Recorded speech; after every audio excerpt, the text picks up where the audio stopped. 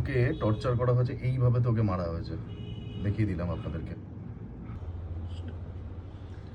যেহেতু আমরা content creator, আমরা যেহেতু পার্টি পলিটিক্যালের ভালো মন্দ সবটা নিয়েই কথা বলি, আজকে আমার ভাই তারকেশ্বরে গেছিল। তারকেশ্বরের ওখানেতে কিছু টিএমসির পার্টির লোকজন আমার ভাইকে মেরে কি অবস্থা করেছেন দেখুন আপনারা প্রত্যেকে।